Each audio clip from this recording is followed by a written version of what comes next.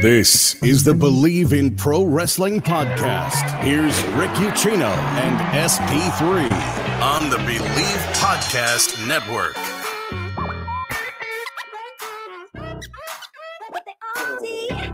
And a good Black Friday out there to everybody who is making us a part of your day. Here on the Bleav in Pro Wrestling podcast, it is our Survivor Series WarGames prediction show.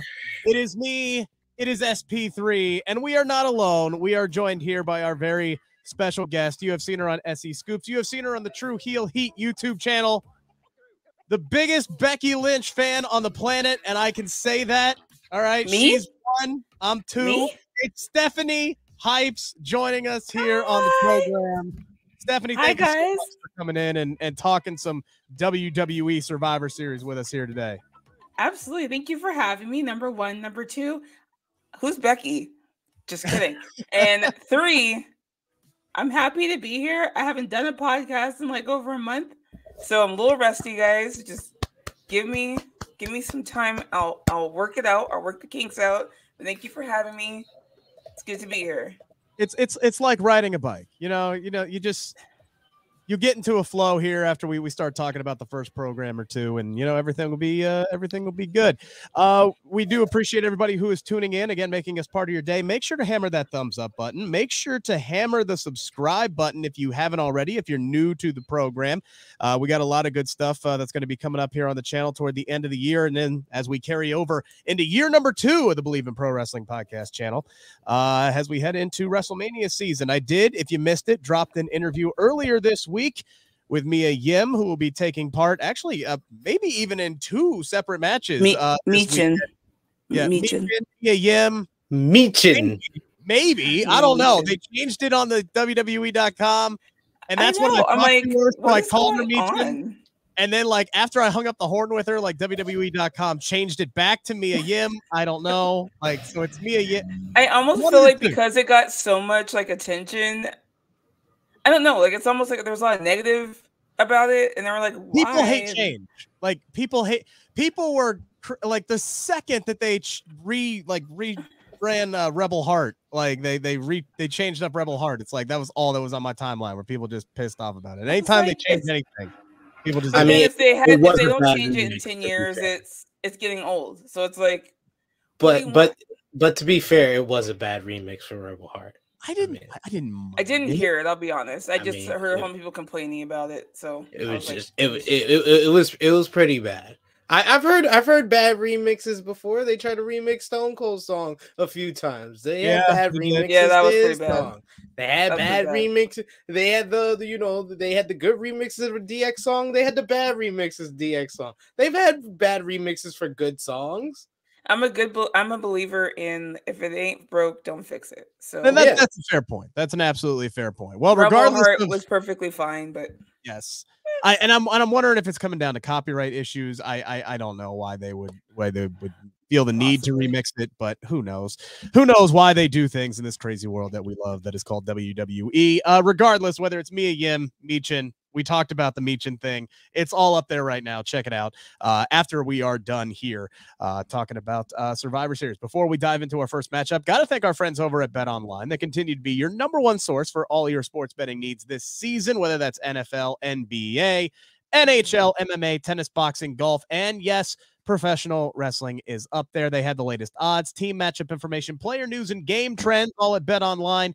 And as your continued source for all your sports wagering information, BetOnline features live betting, free contests, and giveaways all year long. Head to betonline.ag to join and receive your 50% welcome bonus on your first deposit. Make sure to use our promo code Bleav to receive your rewards. That is BLEAV. BetOnline, where the game starts.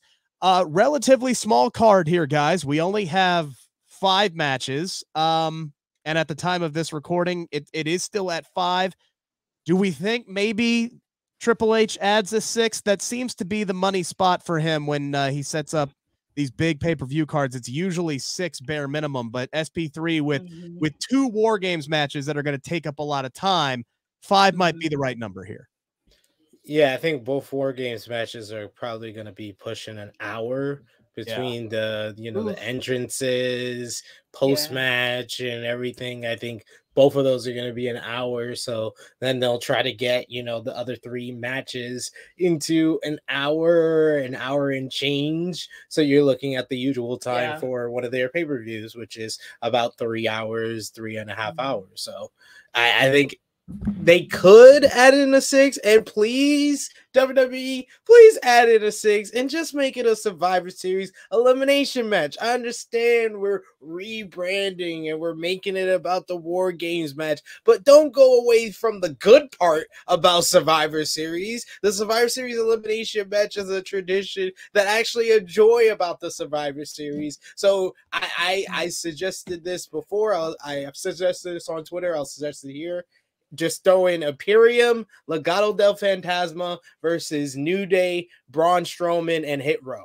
Boom. Right there. Survivor Series elimination match. And if you don't want to put it on the main card, put it on the kickoff show. That kickoff show is worthless to watch without matches. I don't even watch kickoff anymore. Yeah. It's just useless. You know, it's funny you asked that question, and I was like, well, who would they add if they added a match? And I'm like, you have to get Imperium in there. You have to get the Intercontinental title in there. So I'm like, do they do that match like with Gunther?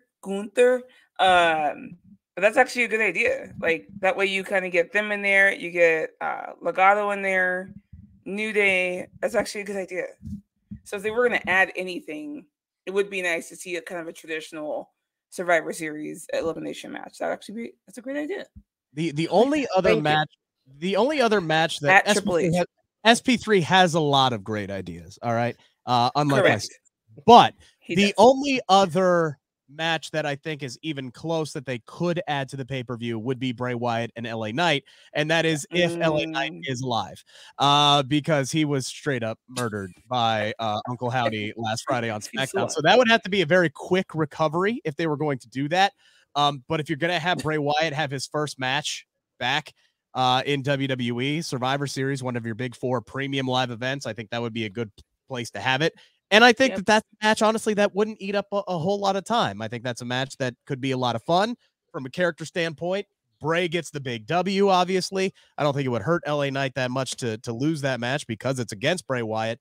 I think that's really the only other match that's close, but it is a match that people would be invested in. The only thing I have to say about that, and I actually mentioned this, I don't know where. I think it was last time I was actually on True Hill Heat. Like the booking of Bray, and how do you do it? And he's not this, this character of the Fiend anymore, where he's like he can't lose. He is Bray. At the same time, I don't know if LA Knight needs to lose yet either. If that makes sense. Like he just got up there. But you can't have Bray lose. So but Triple H has not been shy about having new characters lose recently. When was the last time Johnny Gargano won a match? Can anybody tell me? Going once, going twice. But I get where Steph is coming. I would like more build to it. We've only really had one segment in the ring with them, and everything that went down 2 weeks ago. If you're gonna have one of them lose, at least build it up where they could potentially have a big match on TV, maybe at the end during the holiday season when they need big matches to draw ratings, or at the beginning of next year, or save it all the way until the Royal Rumble if you want to have a big stage for Bray Wyatt's debut and do it on a premium live event. Why not the Royal Rumble? And then that's like 2-month build, 3-month build for LA Knight to lose. Then it means something. Yeah. And that's fair. And that's why I don't think that match will necessarily be added. Plus, I don't think we're going to see LA Knight on SmackDown tonight. And what happens on SmackDown tonight, by the way, could have a lot of ramifications for what we see at Survivor Series. And that will start with our first match that we're going to talk about here, which is the women's WarGames match. You got Team Bianca Belair against girls. Team Damage Control. We know 9 of the 10 women that are going to be in this match. It has highly been speculated of who the 10th woman is going to be. You've had conspiracy theorists looking at this hooded figure and going, oh, wait, I think I see blue hair there. Survivor Series is in Boston. Oh, my gosh. That means it's going to be Sasha Banks. It's going to be boss time at Survivor Series.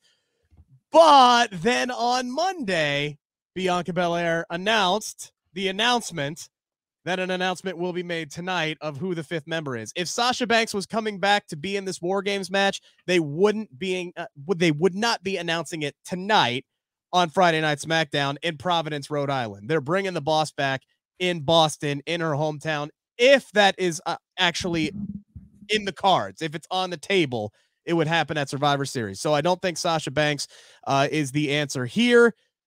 You had the report from Fightful Select this week that a certain man may be ready to come back around in time for Survivor Series. I think that's what makes the most sense from a storyline standpoint, SP3. It started with Bianca and Becky standing shoulder to shoulder across the ring from Damage Control. It sucks that Becky suffered the separated shoulder and couldn't continue the storyline.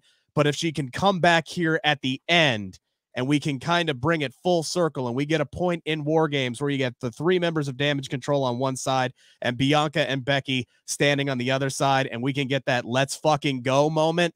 I would love to see that. Then again, having somebody come back from a 3-month-long, 4-month-long, whatever it's been, injury, and their first match back is WarGames, that's a tough ask for anybody. But I think if Becky's going to come back, she's the one that makes the most sense. She's the one that's going to get a reaction, and it's worth holding off on this for, the bigger show where it's going to get more eyes and lead to more people getting the premium live event on Saturday. That's the only reason you do this whole entire storyline that's been about the Raw Women's Championship, that's been on Monday nights, that's been featured on Raw in the main event spot, and you have the reveal on SmackDown. There's only one reason, and that's because 2 reasons. One, you want to save the embarrassment of bringing back anybody in Boston when everybody's going to think it's Sasha Banks. And regardless of who it is, they're going to get some people that's booing because it's just not Sasha. So it's just smart to do it on SmackDown. And 2, you do it on SmackDown because that's your highest rated show, and that's going to lead to people buying the premium live event. I think it's going to be Becky Lynch. Then that makes the result of this matchup very interesting because in my eyes, I think Damage Control has to win something here. They gotta win. Can they win something, please? They gotta win. Can they win something? They have to come out on top in this feud. We've said it from the get-go. They have suffered big-time losses all the way across the board here. This is the big blow-off. They have to come out on top somehow, some way. But I have no faith in this Triple H regime to at least book them strongly, even if they do win. So the result I see happening is Rhea Ripley being the one that gets the win for the team, and she beats Bianca Belair, and we start the journey to Rhea Ripley winning next year's Women's Royal Rumble. Stephanie, who do you see as the 10th participant tonight, or excuse me, this weekend, the unveiling tonight? How do you see this match going down? Well, I think that I think 2 things. One, Becky posted she's in Ireland. So can't be her, right? Yeah, because nobody's ever faked their location on social media before. So yeah, that's I mean, it's Rebecca. She's the number 1 troll of I'm not here, I'm not there. I already told people don't trust her. Don't trust the thing at all. Like just anyway. So I already know who it is, but the way I think it's going to be done is not I would like it not to be done so obviously. Number 1, I'm kind of hoping someone else is actually picked on SmackDown. I'm kind of hoping it's like Raquel or Liv or somebody like that, just saying I'm coming out to help my friend Bianca, right? A face. And then someone is taken out, if you will, either at the end of SmackDown and you're like, oh shit, like someone's out. of Team Bianca. I don't know if it's Mia Yim. I don't know if it's, Alexa. Don't If do it Bray, to Mia Yim think twice. about this. Don't do it to Mia Yim twice. Maybe She not got Mia. Kofi'd in 2019. Maybe not Mia. Don't do it again. I actually might. So the thought I actually had was Alexa Bliss. She's going to be on SmackDown where Bray is. Yeah. Right? And you keep seeing these flashes of him, his symbol popping up, and she's kind of like going out of it into a trance and kind of out of it and whatever. It's very possible because she is there. She will be called by him and just kind of disappear. And then they're down one, or you see them kind of confused at the end of SmackDown, like, where's she going? Is she going to show up? Is she going to be there tomorrow?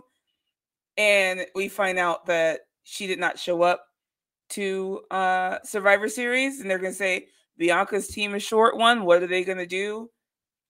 The only other person that's going to generate a good reaction in Boston that is not Sasha Banks is Becky Lynch. And there's nobody else, I think, that could generate a positive reaction in that crowd for the women, because most people either want it to be Sasha Banks or Becky Lynch. Those are the two that people are banking on. So, no pun intended. I was going to say, I saw what you did there. So I do believe they would save Becky's pop for the actual pay-per-view, if that makes sense, if she's the one coming back. So I would like to see them not make it so obvious. It seems like, why would they? Oh, we're announced on SmackDown. Okay, cool, I guess. Like, why, if it was Becky, why don't they just announce it on Raw on her show? Like, well, like SP3 said, and I understand where he's coming from. It is the most watched show. That's the one that you're going to get 2.5 million viewers on, and I understand that. Or it's just something as simple as they're going to announce a SmackDown superstar, and I'm looking at somebody like a Liv Morgan, who has been heavily featured. I believe was used in the promo for Survivor Series. She was used in the promo for Survivor and Series. is not on the card. And her whole big thing in this whole lead up to this has been, I'm this new crazy extreme Liv Morgan. Okay, right. Why isn't she in WarGames? Correct. So I think it could be something as simple as that, where they announce that it's Liv Morgan, this crazy off-the-wall Liv Morgan. Y'all are setting up WWE for failure. You know how much people are gonna rip apart if it's someone like Liv Morgan or Raquel Rodriguez. Even if it's just a bait and switch for someone else to get attacked and then replaced with the real person. That's setting up Becky Lynch for failure, because if it's not Sasha Banks, they're gonna get some boos. They have to just expect that. That's gonna happen. I don't think it will. Yeah, I have a solution, by the way. I have a solution to this, but I'm not going to bring it up until later. You brought up Alexa Bliss, by the way, Stephanie. That is one person that I am keeping an eye on in this match, because I have been waiting for WWE to do something with her. Could Bray Wyatt get involved in this? I think absolutely. I actually really like the idea. I think so too. I love the idea of Alexa and Bray being on the same channel tonight, and she kind of get into that trance and she kind of disappears, and that's where they kind of have to replace her. I do like that idea, but I also like the idea of them finally turning Alexa. Like, they need to do something. That girl, like, it just has not been clicking for me with Alexa. I'll admittedly, I'm not the biggest Alexa Bliss fan. However, I thought she was great as the goddess. I actually liked her character work in the playground, whatever. But since she came back after getting married, to me, she has just not clicked the way she normally has. For the first time, what was the last pay-per-view? The last pay-per-view. Crown Jewel. Yeah. That was the first time she looked great in the ring. Like, she was going off in that match. And I was like, that is the Alexa Bliss I remember. And that had been missing for me for so long. Now, the character work is still lacking for me. This Bianca, Alexa, Asuka is not clicking for me at all. So I cannot wait for that to be done. I think Sid is right in the sense of Rhea might be the one getting the pin. Because to be honest with you, if Becky is the one returning, they're going to set up Becky versus Bayley. That's where that's most likely going. You're right. Rhea and Bianca is going to start getting set up. I do believe Rhea will also be the Royal Rumble winner as well. So it's just one of those things where I'm like, I feel like this match is going to obviously set up a whole bunch of different storylines for the women. Yes. And that's what I'm looking forward to. Because there's a lot of options. Because let's say you do turn Alexa, and Alexa's the one that costs Bianca the match. Bianca can get beat by Rhea Ripley. Yeah, well, that's your WrestleMania match. You have time to build to that. You could then do Alexa and Bianca. You could then do Becky and Alexa. You could do Becky and Bayley. You still can turn around and do Mia Yim and Rhea Ripley in the one-on-one matchup, and if they wanted to go that direction. There's a lot of options that they could create off of this. And I do think that I think that Bayley's Team Damage Control is going to win this match. I think so too. I don't think that they're going to be the ones that get the win, though. I do think it's going to be Rhea Ripley that gets the pin. Because of something else that happens. So they're going to kind of be like hey, we won, but we were just kind of there. But that does not mean they're not going to have an incredible performance. And that's the other thing that I'm looking at from this matchup. I think Team Bianca needs another big woman. And that's why I'm saying, as much as I think it should be Liv, it doesn't quite go storyline wise. I think it's going to be Raquel. And I know some people don't like that, but the matchup, the history that her and Rhea have, I think that would be a good face off in the ring. And they need another big woman like Rhea. You know what I mean? Like, you kind of need that for looks, if you will. I'm not expecting her to do some crazy shit. It's Raquel, but you know, for looks, I think that kind of takes the attention off of what they're really trying to go for, which is the Rhea and Mia Yim, because that's why I think Rhea getting the win over Bianca is a long-term thing where they can still continue out with the whole Rhea and Mia thing until January, where she wins the Royal Rumble. And then you can do, I like the idea of Alexa Bliss turning heel either here or, Raw following up, and then she's immediately the next contender for Bianca Belair. So that becomes a lot of interesting thing. And I do agree, Becky Lynch and Bayley is going to come out of this, and Damage Control is just going to be used to put over Becky Lynch's return, because that's all Paul does with Damage Control. They have the titles, Sid. All they do is take bumps and take L's all over the place. I honestly think, Rick, if you ever have a chance to interview Bayley, she tends.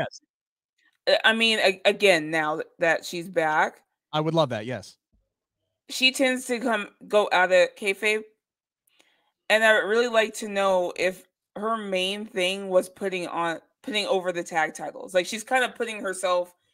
I truly feel she's putting herself on the back burner and saying, it's not about me. I want these tag titles and Io and Dakota to kind of be the forefront. Because I think a lot of people are waiting for Bayley to like break out and like be the star and be the attention. Like, and I think but she's been there. I almost feel like she doesn't want. She has. And I almost feel like she doesn't want to. Like, in the sense of her priorities are just different now. And I agree with you. The problem is Triple H hasn't done a good job building up the tag team division, because there aren't any other teams for them to defend against right now.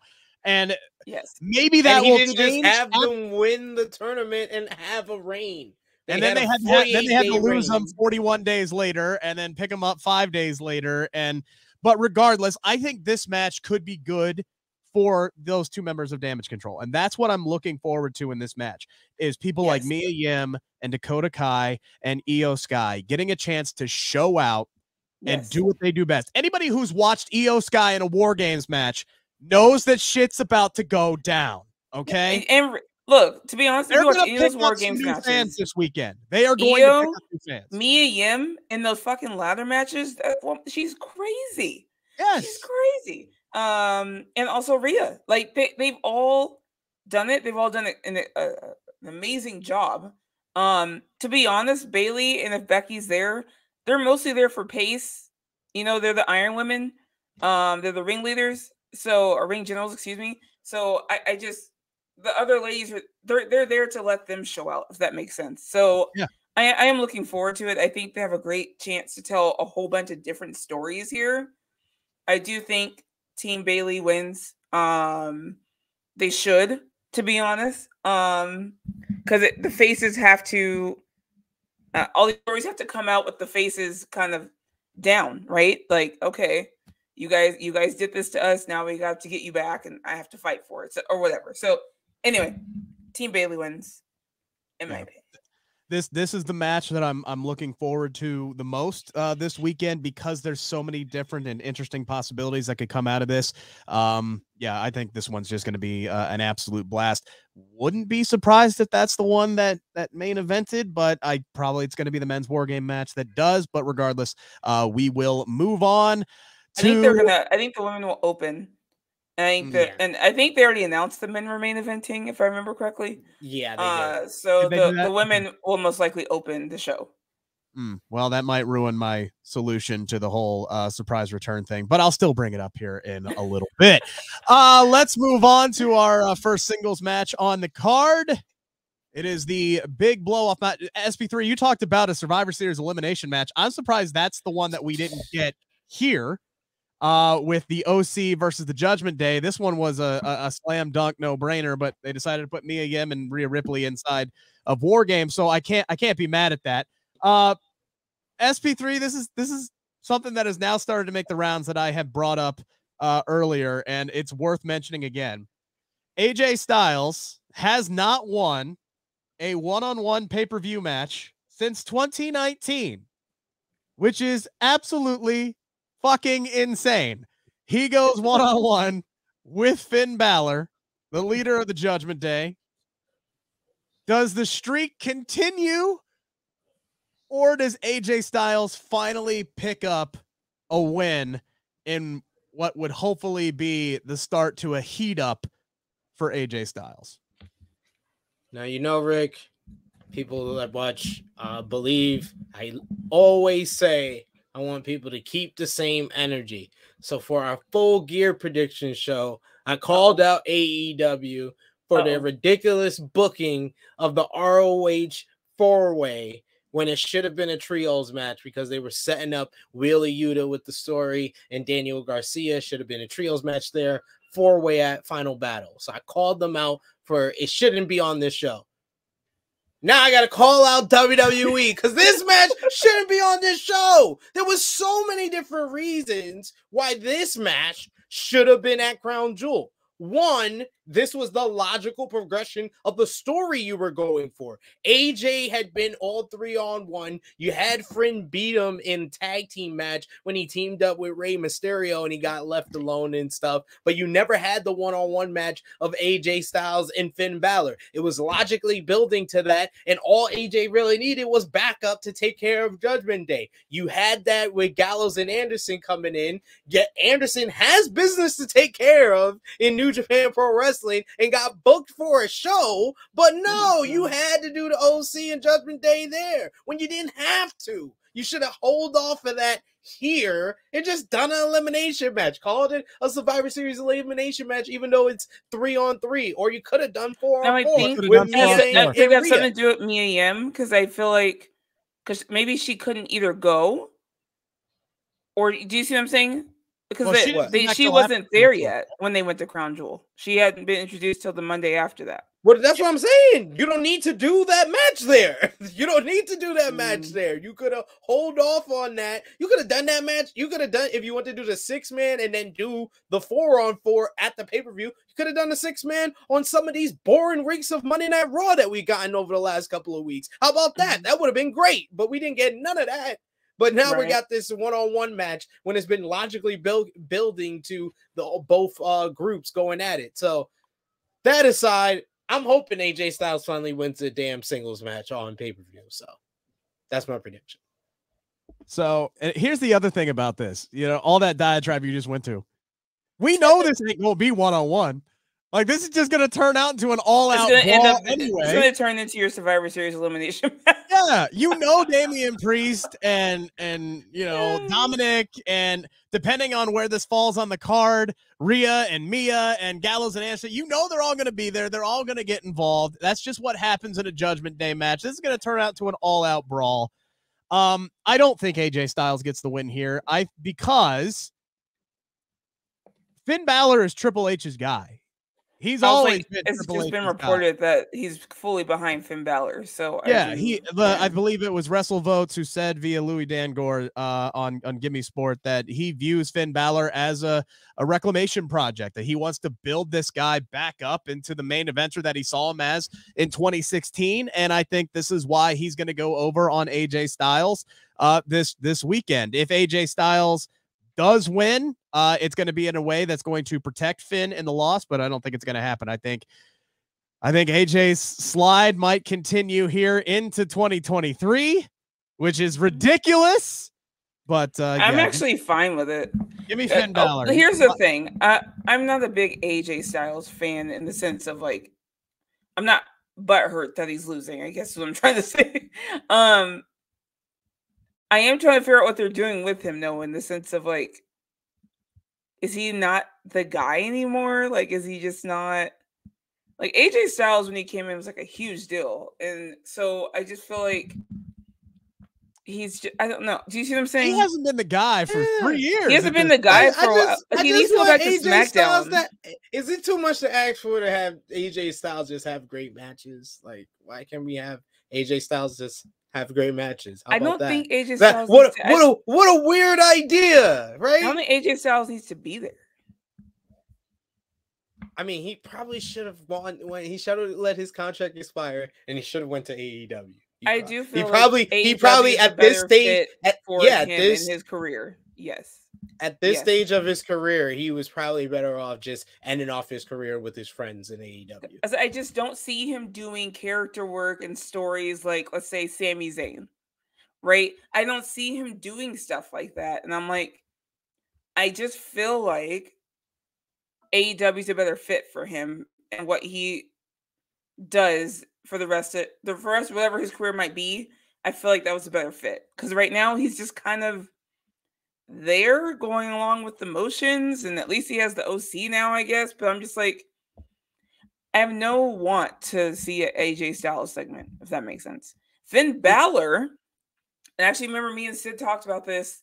I don't even know when. Finn Balor was looking rough. All right, like it was pretty bad for like a year or two.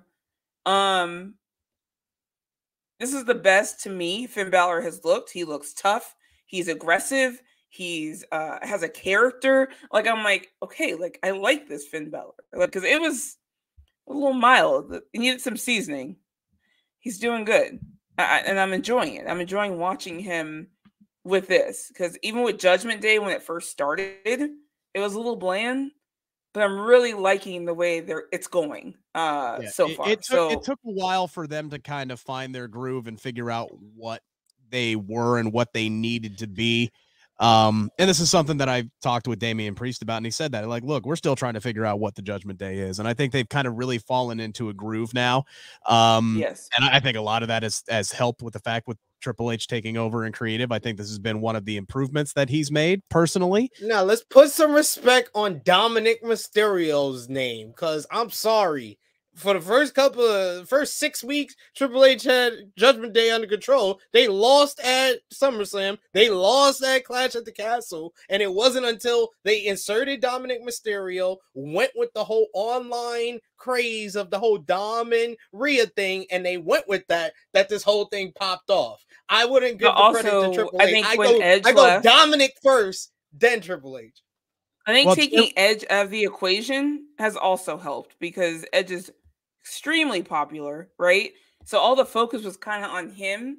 Now Judgment Day is able to just kind of run rampant on Raw like it's their show. Kind of the way DX used to, right? Like just causing antics wherever. You know, you had the Brawling Brutes and Bloodline on Raw promoting their Survivor Series match, and Judgment Day was like, right? Like, this is our show. Why are you here? Like, I loved that. I loved it. I was like, they're literally injecting themselves into every part of Raw. And I absolutely love that. And I love the way it's going. It's clicking for me now. Dominic was a little iffy at first as well, but it's clicking for me now. That man gets heat. Right? Do not People love to hate him. Rey Mysterio. He's the most interesting he's ever been, literally. Like, ever. Literally like ever. his entire character up until the time that he kicked his dad in the balls was, hey guys, I'm Rey Mysterio's son. Rey Mysterio's son. Yep. Hi guys, what's up? That was lit. That was his entire character. SP3, where whoever's idea it was, put Rey on the other show. Great idea. Separate them. Yeah, and all Dominic has to do is just, twist the knife every once in a while via promo, say, I'm better than Eddie, I'm better than my dad. Ooh, what on Monday he told either Bloodline or Brawling Brutes, whoever, is like, say what's up to my deadbeat dad over on SmackDown. I'm like, heat for the rest of the segment. I was like, this is great. I love it. Anyway, I think Finn Balor will get the win, or if it turns into a team match, which might actually happen, Jane Judgment Day will win. Real quick, SP3, where I do give Triple H credit is, I Bleav it was Triple H himself who said that he wasn't about Judgment Day at first when he first took over, which is why they started eating those losses. I think he was heading towards splitting them up and doing something different with those. And then he, changed his mind, was able to adapt and realized what this could be and put Dominic in the group and kind of help progress them forward. So that's where I give Triple H credit, is the fact that he wasn't stuck in his ways. He didn't just kill something for the sake of killing something. And he changed his mind, and now he's developed something that is currently working over on Monday nights. Our next one-on-one matchup will be for the SmackDown Women's Championship. It is SP3's girl, Rowdy Ronda Rousey, against Shotzi. Don't call me Blackheart anymore. SP3, is there any chance in hell that Shotzi has to win this match?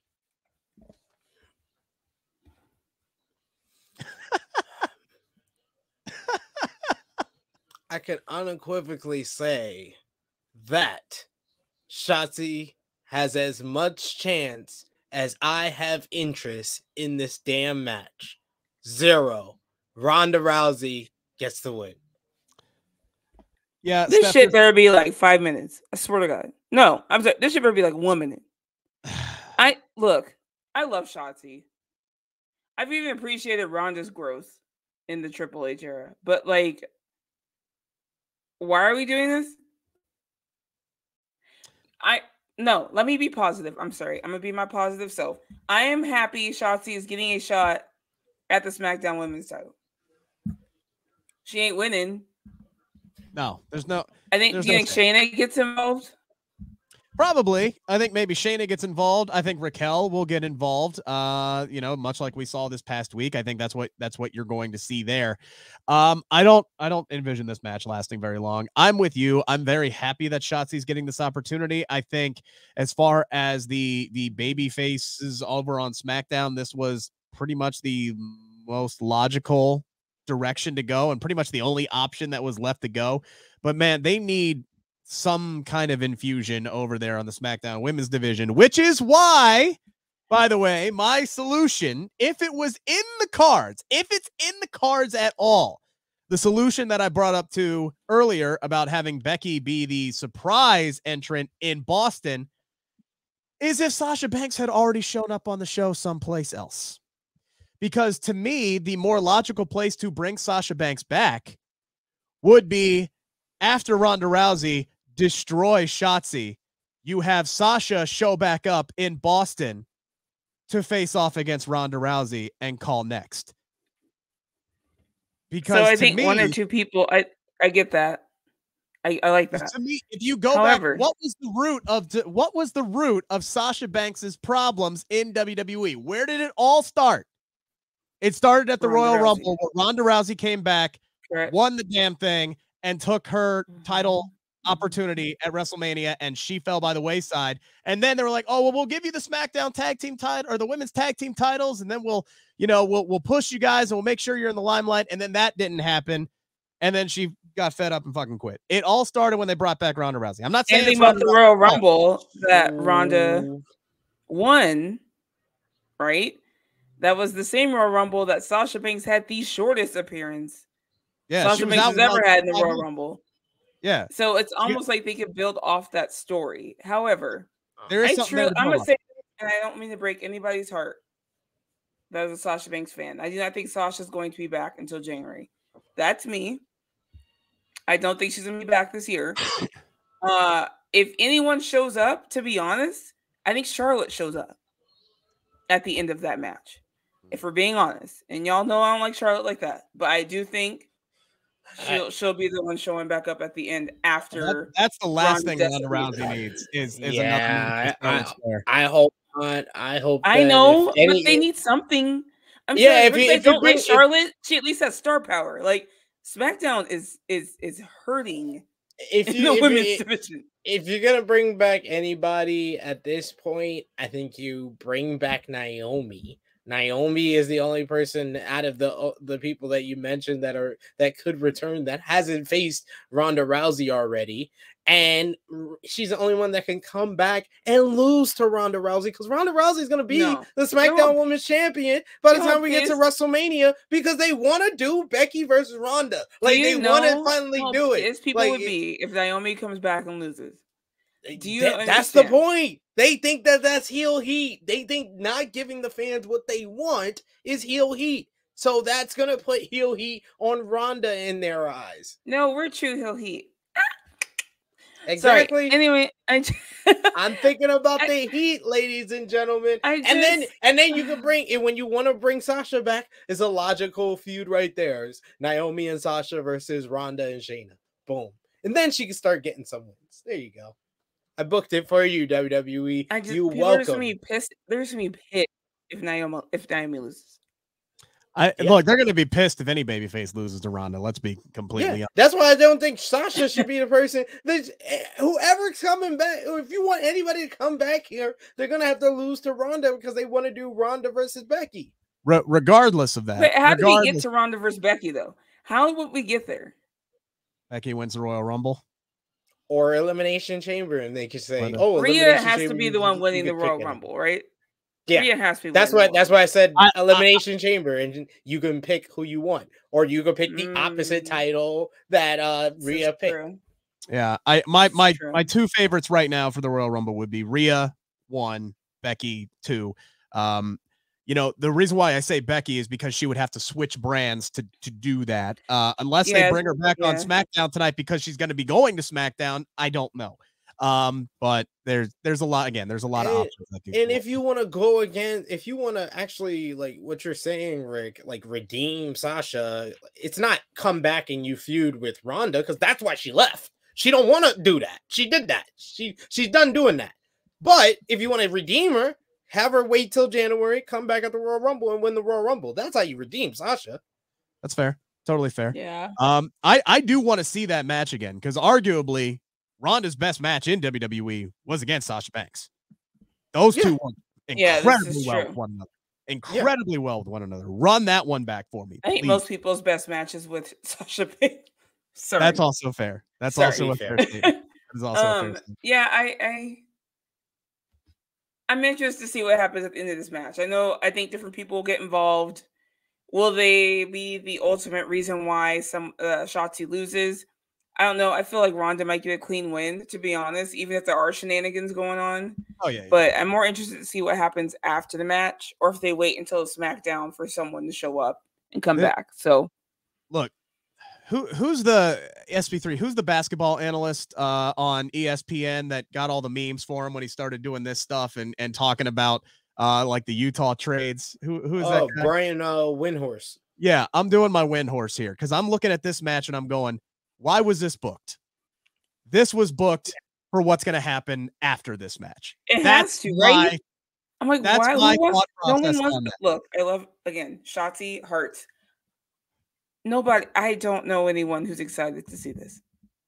I'm happy she's getting the opportunity. I hope she has a really good performance when she's in there. She ain't winning. This is not that interesting to me. What happens after the match is more interesting to me. I mean, when was the last time anybody was interested in a SmackDown Women's title match on a premium live event? Let's think about the last couple of years. Yeah, Ronda and Charlotte overachieved that WrestleMania Backlash, but nobody was really looking forward to that after their performance at WrestleMania 38. And nobody was really looking forward to that match due to the build-up. So it's been a long time since this, and Ronda's first reign, Natalya at Money in the Bank. Yeah, I was really excited for that. I Liv Morgan's reign. Yeah, Liv and Shayna. Yeah, I was really stoked for that one. And Liv and Ronda again. Oh yeah, because they tore it up at SummerSlam. I'm biased, but I liked when Becky had the SmackDown title. That was fun. I thought it was actually a lot of fun. Becky and Bianca, they had interesting stuff with the SmackDown Women's title. And Becky, Bianca, and Sasha, Crown Jewel. That was awesome. That was an amazing little build. And then as soon as they did that belt swap shit, it just went to hell. There it is. It's the curse of the belt swap. They put the SmackDown title on Charlotte, and then that whole freaking title scene just went to shit. Let's talk about another title scene right now. The main championship for the men over on Monday Night Raw right now, because they don't have a world title. This is a title that's so important. Austin Theory decided to cash in Money in the Bank on it. He lost it thanks to Bobby Lashley, and now that we have set this bad boy up, a triple threat match, we have the Almighty, we have Austin Theory, we have Seth Rollins, blonde hair and all.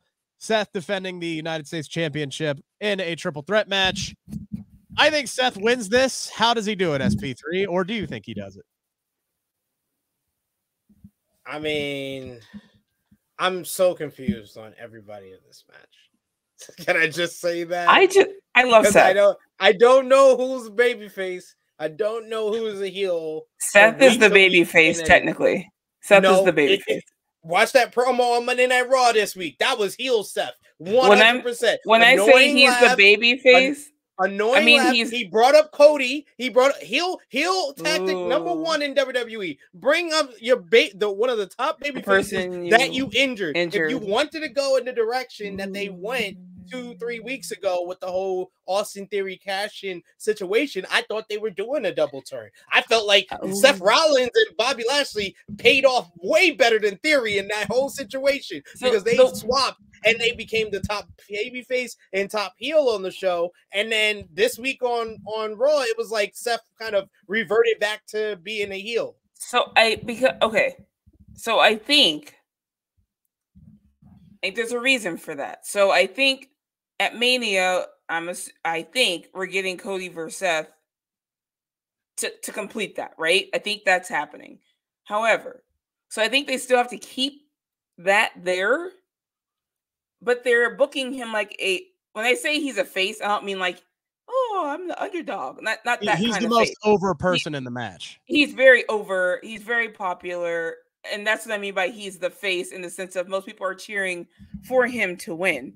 And that's how they booked him. If you saw the way Bobby Lashley just decimated his ass, it was in a face-like way, if you will. However, I think with this character, what's good about it is that he can really walk that line between, yeah, people love me, but I'm still an asshole, right? Like he's able to do that with this character very well, where it's like, oh, I love him, and then he can bring up, oh, call your friend Cody on the show, right? Like, he's even tweeting at Dustin, talking about, all right, watch it, Dusty. You know what I mean? Like, it's just, he can still have fun with this. I love that. I think Seth wins this. I think Seth wins this because Bobby Lashley just decimates everybody, and then Austin Theory happens to get maybe the last lick in. It takes Bobby Lashley down, and Seth covers Theory or something. Or Bobby Lashley and Theory just take each other out, and then Seth capitalizes on that. Whatever it might be, it's going to be in a Seth way, if that makes sense. So, I'm looking forward to it. I think it's going to be a great match. As much as I don't like Theory, I really like this booking so much better than the fucking selfie thing. That was driving me insane. I was like, you don't need a golden egg and your cell phone and all this shit. Like, I really like the way his booking is going, in the sense of character. So we'll see, obviously, where that lands. But I think Seth holds on to this title. There's no one there who should be holding on to the only men's title over there for now. So yeah. I don't know how he does it. He's gonna steal this match for sure. I've liked the new presentation of Austin Theory a lot. At post cash in, I think what they've done with Theory has been really, really good. This is the direction that he needs to go. It's almost like he's graduated school now, and he's now an adult. He is now graduated to adulthood. It's enough with the youngest this crap. I'm not a kid anymore. I'm a man. I'm not 40, but I'm gonna whoop your ass type stuff. He's aggressive. He's exactly what he needs to be now. No gimmicky bullshit. Bobby Lashley's still awesome. He's now in full I'm just gonna fuck people up mode because I'm pissed off at life. And that's when Bobby Lashley's in his best mode. But the money is Seth Rollins with the United States Championship. And I think this run has a lot of legs to it still at this point. I don't think it would be smart to play hot potato in this instance. Down the line, Mustafa Ali's got to be the one who takes it off of Seth Rollins. But the way he's been booked right now, we are a long ass way away from that happening. Mustafa Ali actually has to win some damn matches before he can even get a shot at Seth Rollins. Mustafa Ali is getting his ass kicked every week, whether it's in the ring or outside the ring. Like, I feel like at this point it's just punishment because I'm like, look, I know what they're trying to do with Mustafa Ali. Like, but look at what AEW did with Ricky Starks. AEW did what to Ricky Starks what they're trying to do with Mustafa Ali, but they did it better and they did it in 2 weeks. And Ricky Starks actually won match. To me, I'll be honest. So just like I said with AJ Styles, I feel like Mustafa Ali would be better suited over in AEW. That's just me. Well, it's not a slight to him saying he can't make it in WWE. I just think it's a better fit for what he does. Like, and if you asked Mustafa Ali in January when he made a tweet, he would have said the same thing. He would have said, yeah, I'm probably better off in AEW. Let me put this tweet, make my public request for a release. So do you think that, I'm wondering, Rick, you need to get an interview with him. I'm wondering, honestly, like, has he asked again now that Triple H is in charge, or is he like giving it a chance?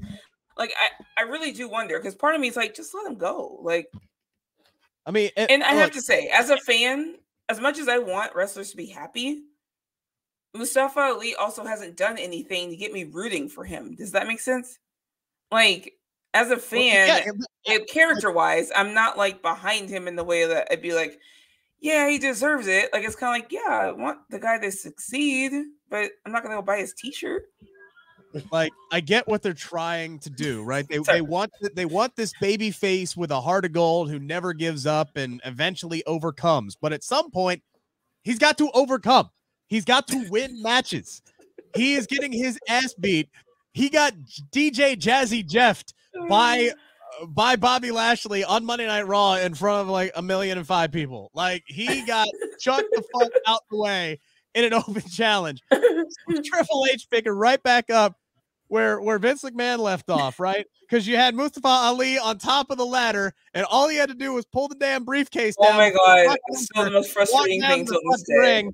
And decimated him. So he looked like an idiot there. And then they did basically the same thing on Monday Night Raw, where he was like, yeah, I'm coming down there to answer the open challenge. No, you ain't. I'm getting my ass kicked by Bobby Lashley. Just go answer the fucking open challenge.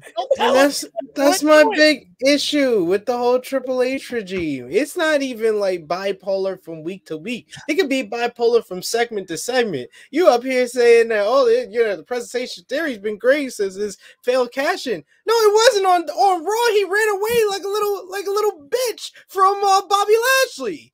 They literally tried to make me forget the past couple of weeks with the great work that they've done with these three characters on Monday. They had Seth Rollins going back to all his heel stuff, reminding us of one of his biggest heel acts of injuring Cody Rhodes so he can have some heel heat on Saturday. You had Theory, who had a great promo backstage, had a good match with Ali, stood up to Bobby Lashley, and then at the last minute, they were right at the finish line. They was like, no, run away. No, you're not going to win. You almost at the finish line. No, run the other way. You're not going to win this one. Do it over. And Bobby Lashley, who was supposed to be the top heel, he's playing to the crowd. He's putting the hurt lock, being the world beater, being up Austin Theory, who's supposed to be a heel. belt, and then he's posing to the crowd like, yeah, I'm confused. Now it seems like Bobby Lashley's the babyface, and he's going against two heels on Saturday.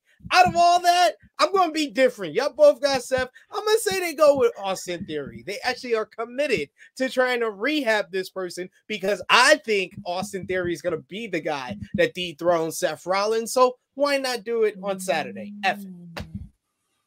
It's not something I'm expecting, but then again, I didn't. The last prediction show that we did, I got like all the title matches wrong except for the main event. So you might, you might 100% be right. Let's move on to our main event. It is, look, this match we all win. It is the Bloodline. It is the Brawling Brutes, Kevin Owens, Drew McIntyre.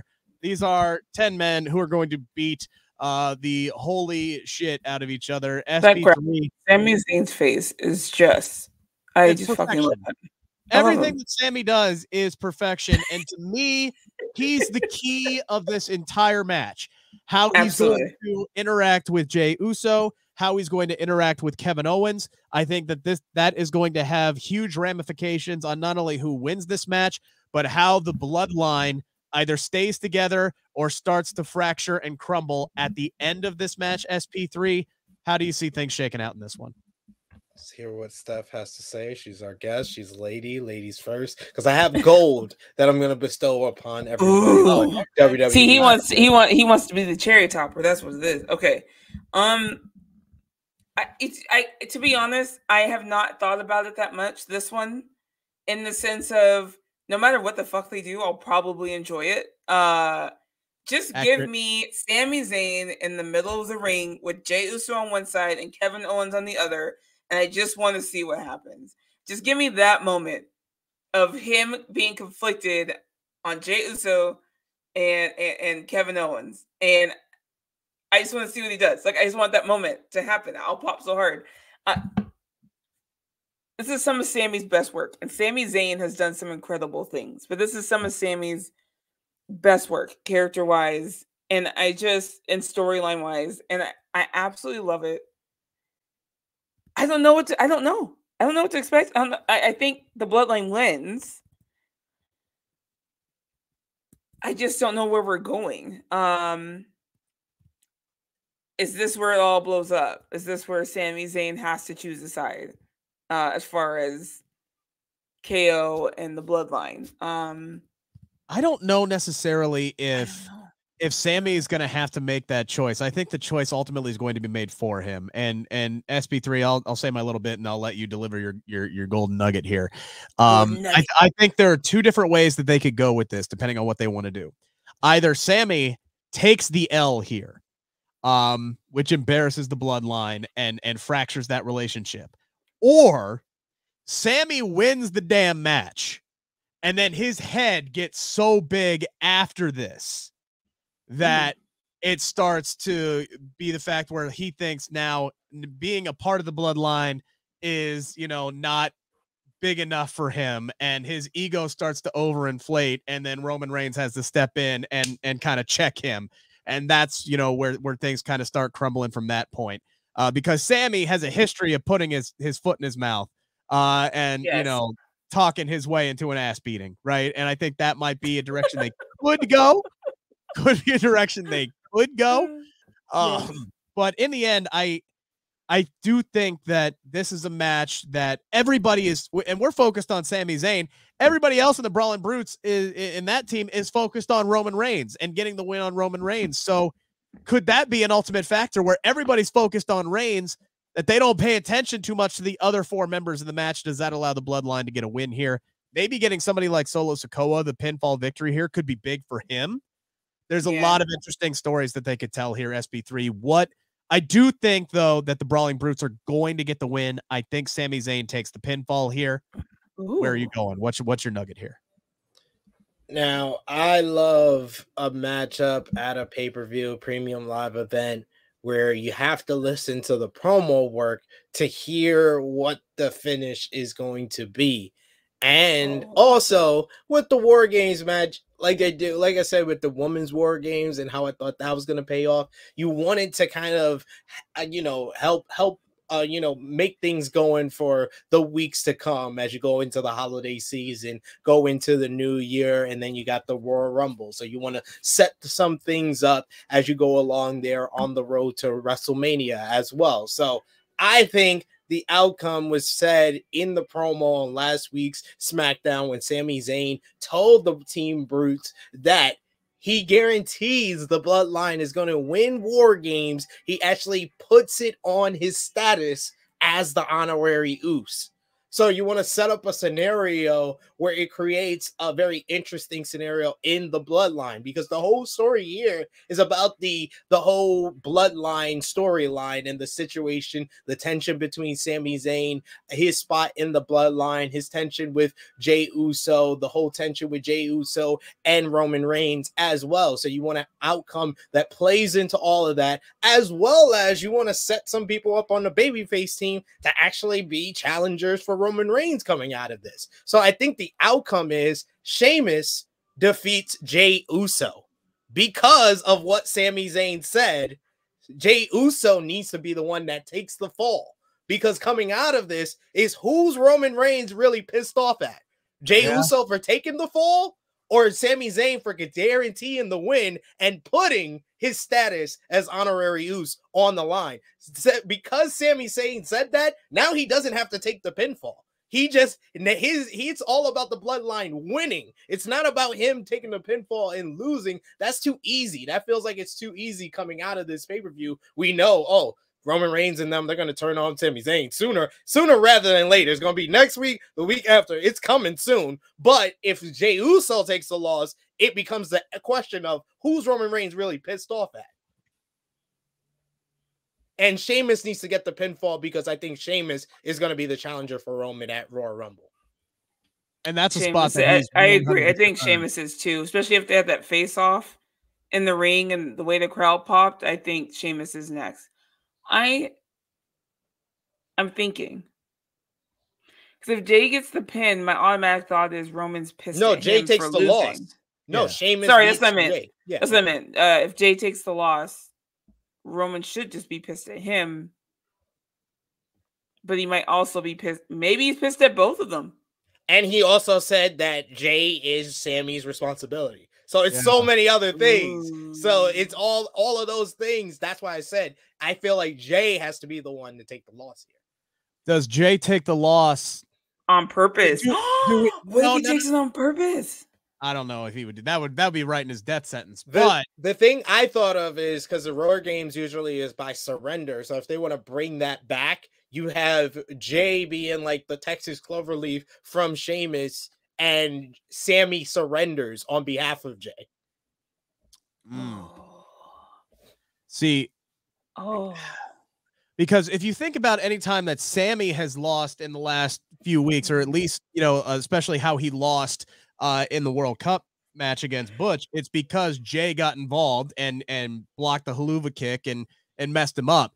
What if there was a kind of a reversal of that, where Jay's going for a win, Sammy gets in the way, and that's what costs them the match? So again, it comes down to who is Roman Reigns pissed at. Is he pissed at Sammy for causing the loss, or is he pissed because Jey Uso took the L and didn't kick out, or whatever it is? A lot of interesting angles you could go with this. So in none of these, though, are we talking about KO and Sammy? Is anything? I feel like they're going to get their shine in the matchup. All you have to do is just have a couple of stare downs, a couple of moments where Sammy has to make a choice between attacking KO. I feel like I don't know if they're going to even touch, really. I feel like they're going to tease the touching and the confrontation between them, but I don't know if they'll pay off on it.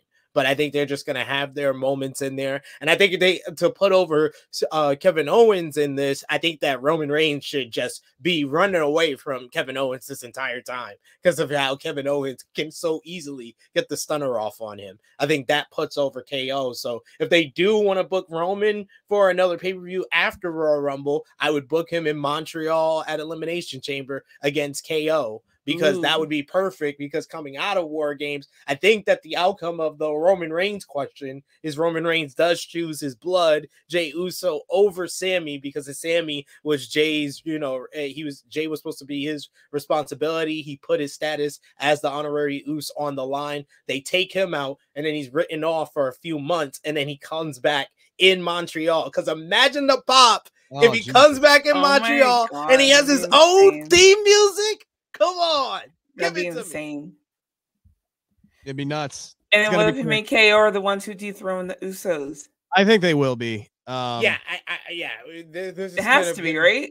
It's been in the stars for months. And look, I think Sammy is also a real contender to be the one who dethrones Roman Reigns. But the problem is that ain't going to happen for a long ass time. I mean, Roman Reigns could still be, by SummerSlam next year, he could still be the undisputed Universal Champion. So it's a long way down the line before we even get there. I think they're trying to hit 1,000. They're trying to hit 1,000 days. Oh, they'll hit 1,000 easily. They'll hit 1,000 by WrestleMania. But like, you have a long enough time here to where you could do the KO Sammy tag team title run, and then do world champion Sami Zayn. You got that much time to where you could do this. Granted, unforeseen circumstances, ruining any kind of long-term plans, because shit's gonna happen, but yes, I think that's your WrestleMania match for the tag team title. Sammy and KO beat the Usos at WrestleMania, and we finally get the tag team title reign that we've all wanted. Stephanie, this has been an absolute pleasure. Where can people follow you, find the stuff that you're working on? Give yourself a big old plug there. Well, you can find me on Twitter for now, I guess. Twitter's still around. Yeah, Twitter's still a thing as of this recording. Twitter's still a thing. At Stephanie Hypes, Instagram at Stephanie Hypes with 2 S's. And I guess I'm on Hive now at Stephanie Hypes. So I guess what is Hive? It looks like it's like Twitter and Instagram had a baby, and they called it Hive. Okay. And it does look a lot like Twitter, but it's new. So like, it has to get going, I guess, or whatever. All but right. I guess I'll check it out. I go on there like once a day, maybe. So anyway, it's at Stephanie Hypes. We plan on being back on Serving Face and Hills next month. So I'm excited about that because it's been way too long. And a lot of stuff's happened in women's wrestling since. So I would like to get back to it. And I just want to do a quick shout out. Can I do a shout out? Yeah, sure. My wrestling club shirt on. So shout out to the wrestling club and Victor. Those are my peeps. I'm friends with them. I'm meeting him at Mania next year. Nice. And we made some things happen for them. I helped make some things happen for them, which I'm really happy about and can't wait to meet them. So just a shout out to them. Very cool. SP3, what can people expect on True Heel Heat in the coming days and weeks and years? Damn, he's putting me on years, y'all. Well, later today, I think when this drops, I guess it's Friday. So it'll be Friday. It's Black Friday. Friday today. Black Friday edition of AE Ramble as we review AEW Dynamite from this week. We didn't do it on Thursday. We're doing it live on Friday. So join us live later today. Yeah. Subscribe over to the True Heel Heat YouTube channel. Check out True Heel Heat 202 tomorrow, 11:05 a.m. Eastern Time. We'll be discussing the weekend wrestling and previewing WWE Survivor Series WarGames once again. So check that out. Make sure to hit the thumbs up button, guys, if you've enjoyed the show. Also, hit subscribe if you're new to the channel. We got plenty more coming down the line. Jeremy Bennett and Matt Black will be back with Lost in the Midcard Monday at 7. SP3 and I, assuming that I don't take another step backwards in my month-long illness here, we'll be back in our regular time slot, 2:15 on Tuesday. And, check out my interview with Mia Yim. Meechin, whatever the hell her name is. It's up there right now. Mia Meechin Yim. Yeah, there you go. Say that 4 times fast. It's all up there right now on the channel. Enjoy the weekend. Hope you had a great Thanksgiving. Enjoy Survivor Series. We'll be back next week. You've been watching or listening to a very special edition of the Bleav in Pro Wrestling podcast brought to you by Bet Online.